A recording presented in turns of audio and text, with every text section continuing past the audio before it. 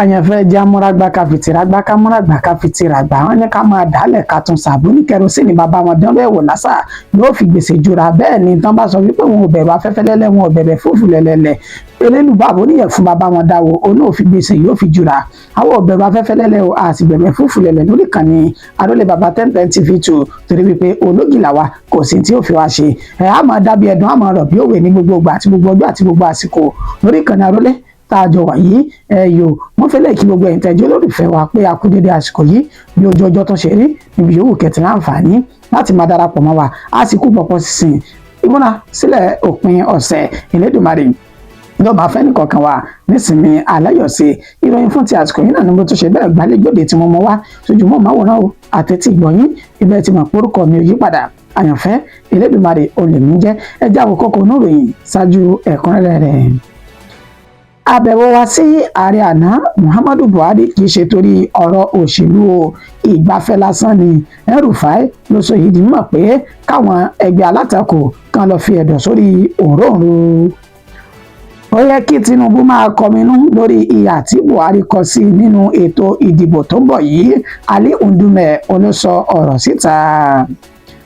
Ṣẹ̀rí àwọn Boko Haram tán lé kúrò ní àríwá ìlà oòrùn ilẹ̀ yìí àwọn náà di ajínigbé àti báńdíìtì tọ́jọ́ ṣiṣẹ́ papọ̀ ní àríwá ìwọ̀ oòrùn ilẹ̀ yìí Solomon Dalọ́gì ló sọ èyí di mímọ̀. Ìjàmbá iná tó ṣọṣẹ́ ní ìlú Ìbàdàn níbi tí àkọsílẹ̀ ilé ìtajà tí ó lé ní 30 tó ti ṣe bẹ́ẹ̀ jóná wọn láti mú wá fún wa bẹ́ẹ̀ gbọ́rọ̀ lẹ́nu àwọn tọ́rọ̀ kàn gangan. Orí kó adigunjalè kan yọ lọ́wọ́ àwọn ọ̀dọ́ tí inú bí lásìkò tó jí ọ̀kadà gbé ní ìpínlẹ̀ Benue ní ṣe náà fẹ́ dáná sun káwọn agbófinró kan tó dá sí ọ̀rọ̀ náà. Kàyéfì ńlá lélẹ́yìí àwọn agbébọn tú pàìtọ̀ tó jí gbé sílẹ̀ wọ́n sì gbé ẹni tó gbé ránsọ́ọ̀mù lọ fún wọn wọ́n dè mọ́lẹ̀ ní ìpínlẹ̀ Kaduna nígbà tó tún béèrè fún ìtúsílẹ̀ tiẹ̀ náà. Wóró sí wóró lèyí o àwọn ọlọ́pàá àti àwọn báńdíìtì dojú ìjà kọ ara wọn lásìkò tó fẹ́ lọ rè ṣọṣẹ́ ní ìpínlẹ̀ Katsina wọ́n sì lé àwọn agbésùmọ̀mí náà tèfètèfè lálẹ́ dojúbolẹ̀. Ìròyìn wa náà rè ní ẹ̀kúnrẹ́rẹ́ báyìí. Àbẹ̀wò wa sí ààrẹ àná Muhammadu Buhari kì í ṣe torí ọ̀rọ̀ òṣèlú ìgbafẹ́ lásán ni El-Rufai ló sọ èyí di mímọ̀ ó sì ní káwọn ẹgbẹ́ alátakò kan fi ẹ̀dọ̀ sórí òróǹro.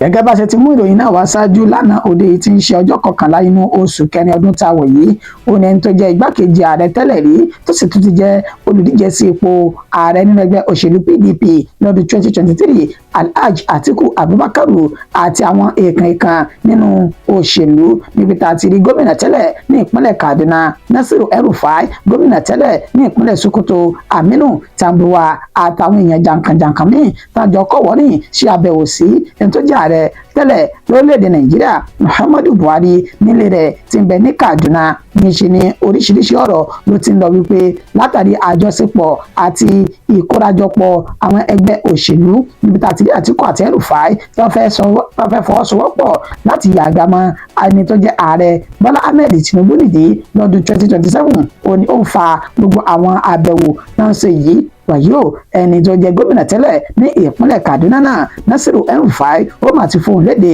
ó ṣe ní àlàyé pé a lọ nítorí pé òṣèlú tó ń bọ̀ lọ́nà ṣùgbọ́n a lọ láti lọ rè ṣe ìgbafẹ́ pẹ̀lú ẹni tó jẹ́ bàbá fún àwọn nínú ẹgbẹ́ òṣèlú ni àwọn torí ẹ̀ làwọn ṣe bẹ́ẹ̀ ṣe àbẹ̀wò sí ó ní níṣe ni àwọn lọ kí ìrun Jímọ̀ ní mọ́sálásí ńlá tí ń bẹ ní òpópónà Yàyà sí ilé Buhari lẹ́yìn táwọn kí ìrun náà tán làwọn fi ṣe bẹ́ẹ̀ ṣe àbẹ̀wò sí Muhammadu Buhari ó ní kàn fi ẹ̀dọ̀ sórí òróǹro kò tí ì sí kankan a sì ṣe bẹ́ẹ̀ kóra wájọ pọ̀ látàrí wípé látàrí ètò ìdìbò àtòrí ẹ̀ lọ ṣe àbẹ̀wò sí Muhammadu Buhari àpọ́nlé tí El-Rufai tó ń fún Buhari ó jẹ́ káwọn ènìyàn ká tún ṣe bẹ́ẹ̀ máa kọminú lórí àbẹ̀wò wọn gẹ́gẹ́ bí El-Rufai gàgà fúnra rẹ̀ bó ti ṣe sọ ṣáájú wípé gbogbo ìgbésẹ̀ tó ń kàn fẹ́ gbé lágbọn òṣèlú bàbá Buhari yìí ó ní aṣáájú àti bàbá fún òun nínú ètò òṣèlú ó ní kódà gan lásìkò tó ń fẹ́ darapọ̀ mẹ́gbẹ́ òṣèlú APC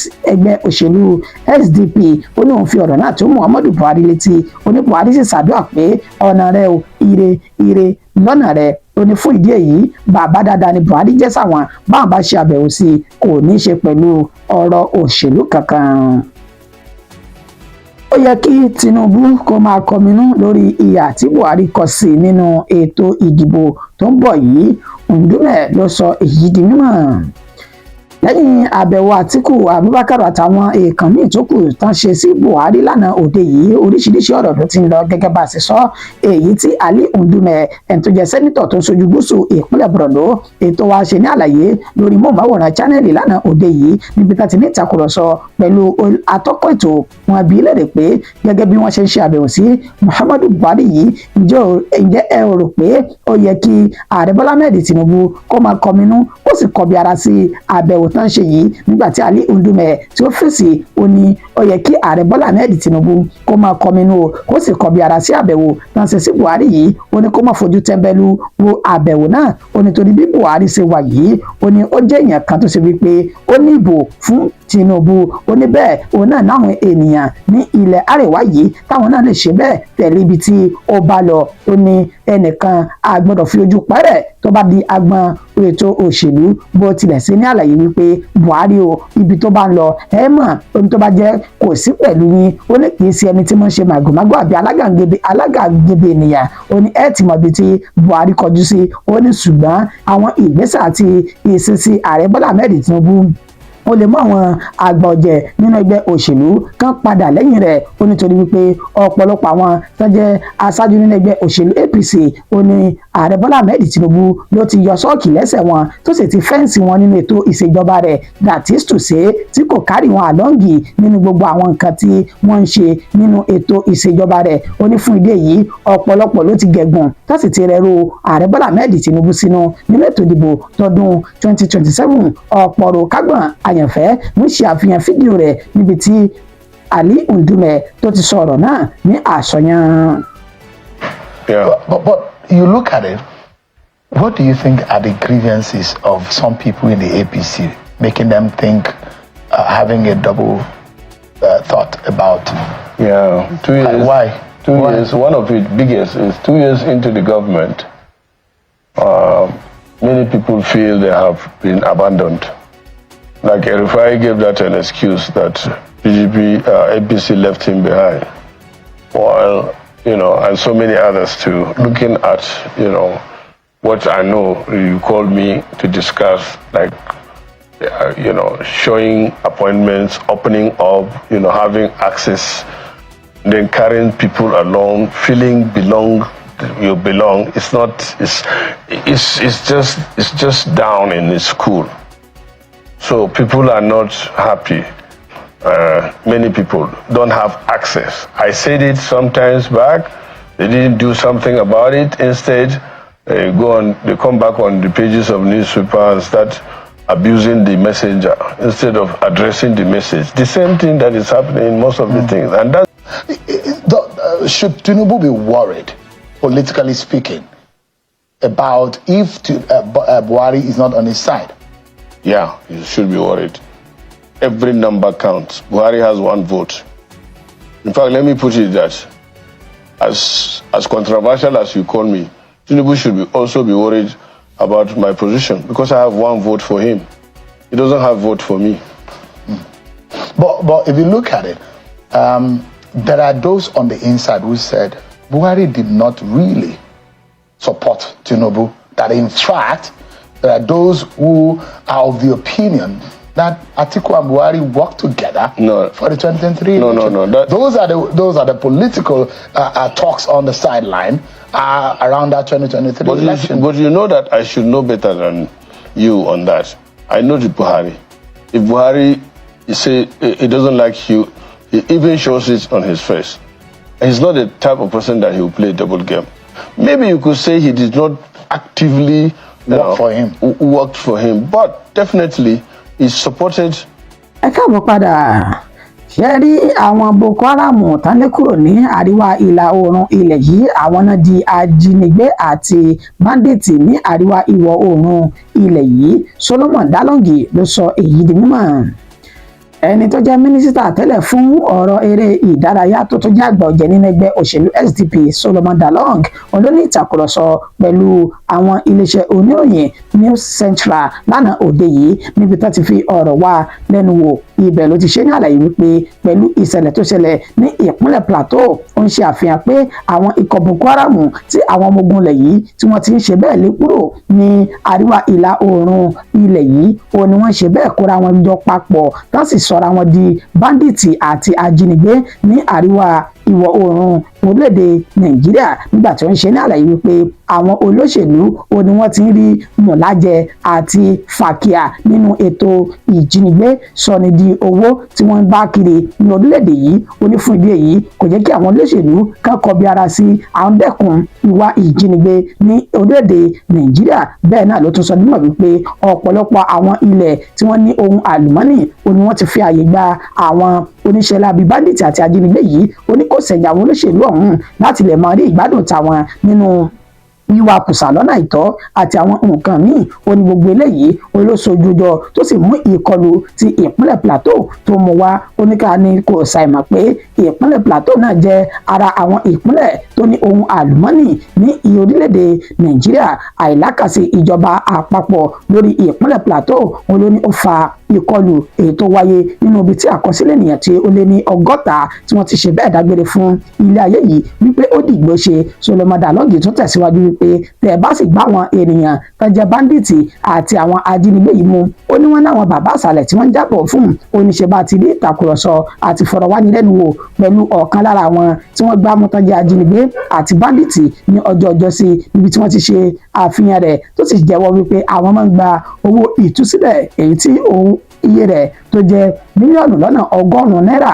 nígbà tán sì bí léèrè pé èló gan wa ni ẹ̀yin máa ń gbà tẹ́ ẹ bá gba adúrú owó yìí lọ́wọ́ àwọn ènìyàn tẹ́ ẹ bá jí gbé ó sọ dúró wípé wọ́n máa ń gba owó tó tó ẹgbẹ̀rún lọ́nà 200 náírà 200,000 naira náà máa ń fún òun oníṣẹ́ rí wípé àwọn kan náà wà nídìí ọ̀rọ̀ náà tí wọ́n ń ṣe iṣẹ́ òun tó sì ń gún wọn ní kẹsẹ̀ láti máa tẹ̀síwájú nínú ìwà ìjínigbé tá a bá sì ti wá dẹ́kun àwọn olóṣèlú náà ń wúru ìwà yìí àní òsì irú rẹ̀ yóò tún máa tẹ̀síwájú sí ni a ṣàfihàn fídíò Solomon Dalong ẹni tí ó tú àṣírí ọ̀rọ̀ náà síta.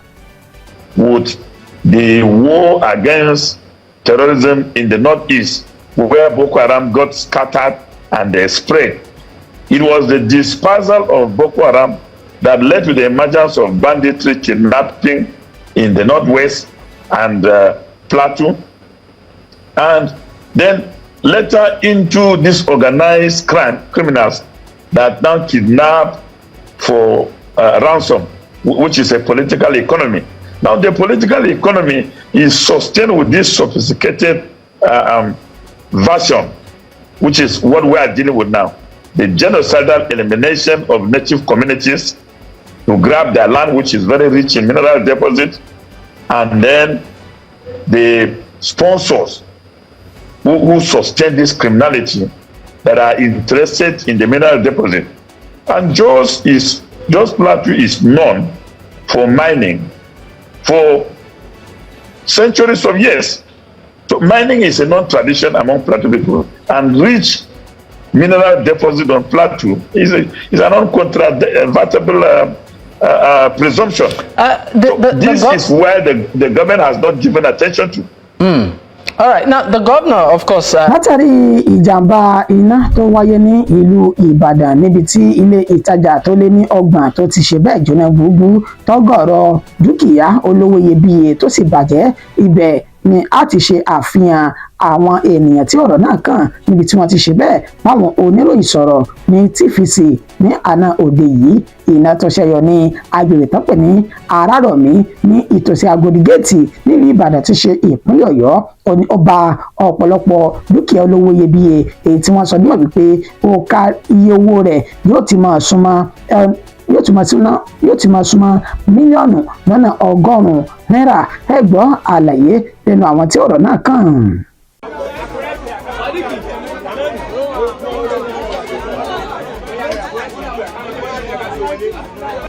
Ààrẹ pẹ́lú ti Jésù ìfẹ́lórí Jésù.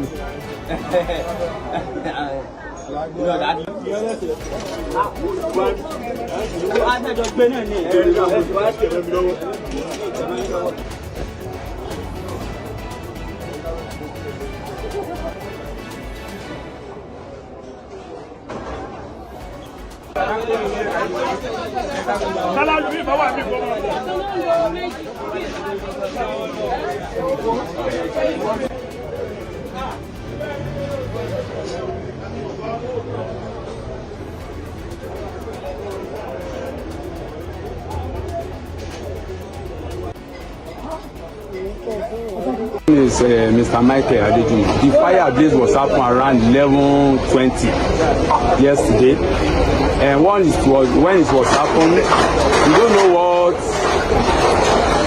what happened, what caused the fire. Then we are just trying to avoid the fire, but later the fire they was come. When they come, they conquer the fire and God take the glory. Okay, so how many shops were affected, and how long did it take the fire service men to arrive the scene? Almost 4 hours. Almost 4 hours. How many shops? Almost 23 shops. 23 shops. Okay, so are you part of those shops? I'm one of them. Okay, so what's the estimate of your of the total this thing that got destroyed at the shop? For now, I cannot tell the estimate, but when we gather together, I will calculate the total of everything. Then we can tell. Afraid of 80 million. Afraid of 80 million. Ẹ káàbọ̀ padà. Orí kó adigunjalè kan yọ lọ́wọ́ àwọn ọ̀dọ́langba tí inú bí lásìkò tó jí ọ̀kadà gbé ní ìpínlẹ̀ Benue. Ṣe ni wọ́n fẹ́ dáná sun kó tó di wípé àwọn ọlọ́pàá agbófinró wọn ṣe bẹ́ẹ̀ dóòlà ẹ̀mí rẹ̀. Ní ìpínlẹ̀ Benue ní agbègbè tápẹ́ ní Angus Fraser College Makurdi tí ṣolúlu ìpínlẹ̀ Benue, ó ní orí ti kó arákùnrin tí ó wà ní ọmọ 20 ọdún sí ọmọ ọdún 25 torí kó yọ nínú ewu àwọn ọ̀dọ́langba tó ń ṣe bẹ́ẹ̀ fẹ́ dáná sun lásìkò tí ó jí ọ̀kadà gbé ní agbègbè náà, gẹ́gẹ́ bí wọ́n ṣe ṣe ní àlàyé wípé ẹni tó ní ọ̀kadà ọ̀hún ló fi gbé ta nígbà tí òun yóò adigunjalè ọ̀hún àtàwọn méjì ẹgbẹ́ rẹ̀ tí wọ́n gba ọ̀kadà lọ́wọ́ ọlọ́kadà náà tí wọ́n sì fẹ́ bá ẹsẹ̀ wọn sọ̀rọ̀ kó tó di pé ó fi gbé ta ní kété táwọn ọ̀dọ́langba tó gbọ́ ọ̀rọ̀ náà níṣẹ́ náà lé àwọn ènìyàn náà ní àlédojúbolẹ̀ wọ́n sì gbá wọn mú. Bí wọ́n ṣe gbá wọn mú báyìí, àwọn méjì wọ́n sá àsálà fún ẹ̀mí wọn lára àwọn oníṣẹ́ láabi náà, nígbà tó sì jẹ́ pé ẹni tó ṣáájú àwọn adigunjalè ọ̀hún òun gangan náà ní ọwọ́ bá wọn ti lù ú ní bí kúkú bí yíyè bí ejò àìjẹ. Nígbà tí wọ́n lù ú tán báyìí níṣẹ́ náà ti kó táyà tán ti tì bọ̀ lọ́rùn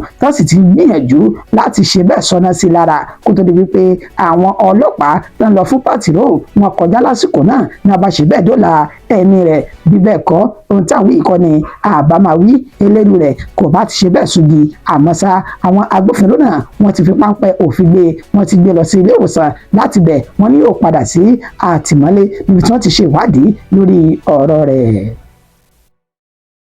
Kàyéfì ńlá òun ni eléyìí, àwọn agbébọn náà tú pító tán jí gbé sílẹ̀, wọ́n sì tún ti de ẹni tó gbé ránsọ́ọ̀mù lọ fún wọn mọ́lẹ̀ ní ìpínlẹ̀ Kaduna níbi tó ti béèrè fún owó ìtúsílẹ̀ tọ̀dọ̀ tiẹ̀ náà.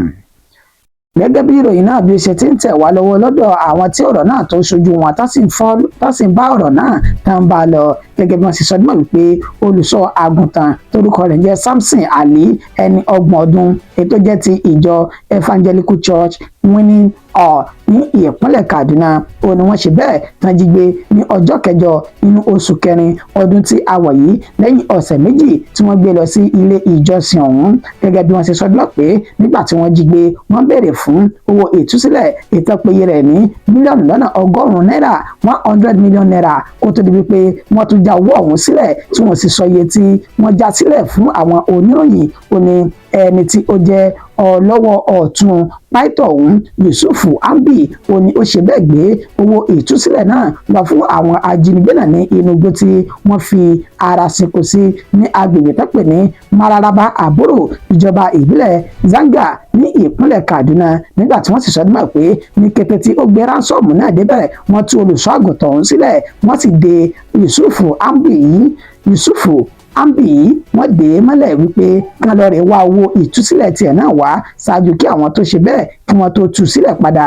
Ọ̀rọ̀ ọ̀hún ló ti pa àwọn èèyàn ní ominú lórí bí orílẹ̀-èdè Nàìjíríà bó ṣe wà láì ní ètò ààbò àti láì ní ètò ààbò fún àwọn olùgbé inú orílẹ̀-èdè yìí gẹ́gẹ́ bí wọ́n sọ dúpọ̀ wípé àwọn oníṣẹ́ labi náà wọ́n ti sọ iṣẹ́ ìjínigbé yìí di iṣẹ́ tí ó bójúmu àti tó pójú owó jùlọ nínú ìtàn fi ń já àwọn ènìyàn gbé tó sì béèrè fún ránsọ́ọ̀mù lọ́wọ́ àwọn ènìyàn náà títí dé àkókò tá a fi kó ìròyìn jọ àìtí rí kankan gbọ́ láti ọ̀dọ̀ àwọn ajínigbé tí wọ́n de ẹni tó gbé ránsọ́ọ̀mù náà mọ́lẹ̀ wọn ì tí ì sọ iye tí wọ́n fẹ́ gbà báyìí.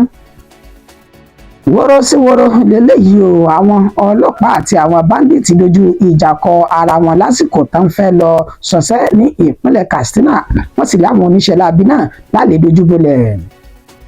Lánàá òde yìí ti ń ṣe ọjọ́ 11 inú oṣù kẹrin ọdún tí a wọ̀ yìí lágbègbè tó pè ní Malumfashi àti Agagiwa ní ìṣẹ̀lẹ̀ náà ó ti wáyé gẹ́gẹ́ bí wọ́n ṣe sọ ọdún mímọ̀ pé ní nǹkan bí dédé aago 9 àbọ̀ alẹ́ ni wọ́n ṣe ìkọlù sí agbègbè tó pè ní Fanisawu ní ìjọba ìbílẹ̀ Malumfashi ní kété tí àwọn agbófinró ìjọba ìbílẹ̀ Malumfashi tí wọ́n gbọ́ oní DPO agbófinró ibẹ̀ ni ó bá ṣe bẹ́ẹ̀ pakitímọ́lẹ̀ pẹ̀lú àwọn ọmọ rẹ̀ tí wọ́n ṣe bẹ́ẹ̀ lọ di àhámọ́ra ogun wọ́n sì lọ kọjú ìjà sí àwọn báńdíìtì tí wọ́n fi ara sínkó sí agbègbè tó pè ní Fanisawu yìí níbi tí wọ́n ti dojú ìjà kọ ara wọn náà sì lé wọn ní àlè dojúbolẹ̀ kúrò ní agbègbè náà ní kété tí wọ́n lé wọn kúrò lágbègbè ọ̀hún níṣẹ́ làwọn báńdíìtì náà wò pé ọwọ́ òde ṣùgbọ́n síbẹ̀ àwọn ò lè padà sílé náà bá tún ṣe bẹ́ẹ̀ mórílé lọ sí námórílé Agagiwa ní nǹkan bí dédé aago 10 alẹ́ ọjọ́ yìí níbi tí wọ́n ti sọ níwọ̀n wípé wọ́n gbégi dínà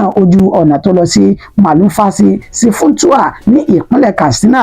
Àwọn agbófinró tún gbọ́ ìròyìn wọn ò tún wá fi hàn sílẹ̀ níṣẹ́ náà tún tẹ̀lé wọn wọ́n sì gbá tì wọ́n lẹ́yìn ìgbà tí wọ́n dé ibi tí wọ́n gbégi dí ojú ọ̀nà yìí níṣẹ́ náà bẹ̀rẹ̀ sí ní rọ òjò ìbọn kalẹ̀ sí ara wọn nígbà tí ọwọ́ àwọn agbófinró tó dùn àwọn báńdíìtì náà lára dáadáa níṣẹ́ náà ní ìfẹ́ àfẹ́wé wọ́n bá bá ẹsẹ̀ wọn sọ̀rọ̀ wọ́n sì júbẹ̀ ìhòòrò wọ́n pa gbogbo nǹkan tó jẹ́ dúkìá wọn wọ́n pàtì sí ojú òpópónà kan gbé gidi yìí náà bá sá lọ ní tẹ̀fẹ̀tẹ̀fẹ̀ inú àwọn olùgbé agbègbè méjèèjì yìí ó dùn sí ìṣẹ̀lẹ̀ náà látàrí wípé wọ́n ní intanṣọ ẹ̀kọ́ ni àbámọ̀ sọ tó bá ṣe pa àwọn agbófinró náà wọn ò tètè pa kìtìmọ́lẹ̀ wá síbi tí àwọn ènìyàn náà tó ti wá ṣọṣẹ́ ní ìpínlẹ̀ Katsina. Dídùn kó pọ̀ ṣókí òun náà ni ọbẹ̀ ogi mọ́dẹ̀mọ́gẹ̀ filẹ̀ ní kọjá ìpéǹpéjú akíníyan bíi ẹ̀ṣẹ́ ọlọ́kẹ̀ṣẹ́ ẹ̀yin tẹ́ bá mi jẹ́ ẹ̀mọ̀kú àìbí náà á tún padà máa fún wa ní ìròyìn míì ní àìpẹ́ láṣẹ lọ́wọ́ Elédùmarè a kú pọ̀pọ̀ sísìn ìsinmi òpin ọ̀sẹ̀.